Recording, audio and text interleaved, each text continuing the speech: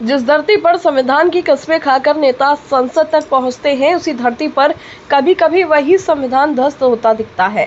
सड़क के बीचों बीच भीड़ के उग्र नारों और पुलिस की भागती गाड़ियों के बीच प्रयागराज के करछना क्षेत्र का बडेवरा गांव सोमवार को कुछ ऐसा ही दृश्य बन गया, जहां लोकतंत्र, आक्रोश और कानून व्यवस्था की त्रिकोणीय टकराहट ने पूरे इलाके को युद्ध भूमि में तब्दील कर दिया।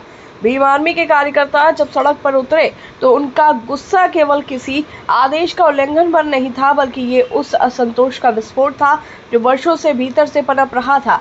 चंद्रशेखर आजाद, जो एक सांसद भी हैं और आजाद समाज पार्टी के राष्ट्रीय अध्यक्ष भी, जब कौशाम्बी के लोहंदा गांव के पीड़ित परिवार से मिलने निकले तो प्रशासन ने उन्हें सर्किट हाउस में नजरबंद कर दिया। पुलिस का कहना है कि ये कदम कानून व्यवस्था को देखते हुए उठाया गया, लेकिन कार्यकर्ता इसे सत्ता की दमनकारी नीति मान बैठे और फिर जो हुआ वो उत्तर प्रदेश की सड़कों पर एक बार फिर लिखी गई हिंसा की एक नई इबारत बन गया। करछना में पुलिस टीम चक्का जाम हटाने पहुंची थी, लेकिन भीड़ इतनी उग्र थी कि डायल 112 की गाड़ी को पहले घेर कर तोड़ा गया और फिर पलट दिया गया। नैनी थाने की जीप भी क्षतिग्रस्त हुई है। अफसरों की टीम जैसे ही मौके पर पहुंची, भीड़ पहले ही सड़कें जला चुकी थी। निजी वाहनों को आग के हवाले कर दिया गया।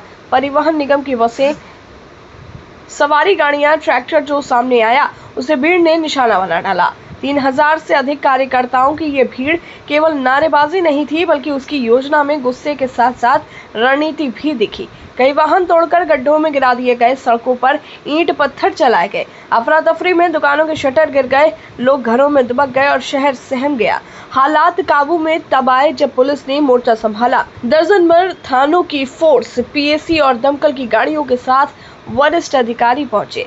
डीसीपी विवेक चंद्र यादव, फिर अतिरिक्त पुलिस कमिश्नर अजय पाल शर्मा मौके पर पहुंचे।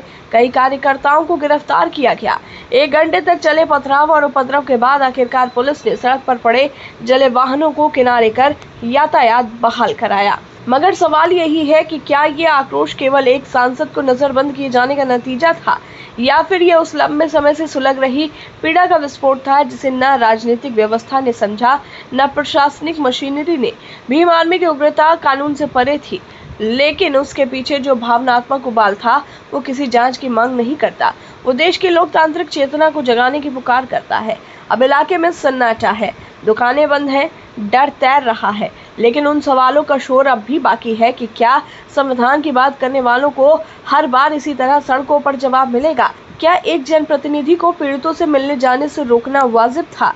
और सबसे बड़ा और अहम सवाल ये कि क्या इस तरह की घटनाएं बार बार हमें लोकतंत्र के नाम पर अधिनायकवाद की आहट नहीं देती? प्रयागराज की सड़कों ने एक बार फिर दिखा दिया कि जनता जब न्याय से निराश होती है तो वो गुस्से में जवाब देती है, चाहे उसे जितनी भी बड़ी कीमत चुकानी पड़े।